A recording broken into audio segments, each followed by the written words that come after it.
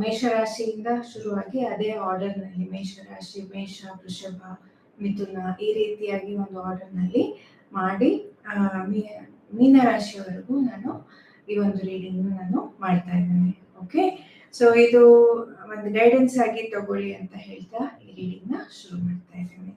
Okay, so ಮೊದಲನೇದಾಗಿ ಮೇಷರಾಶಿ.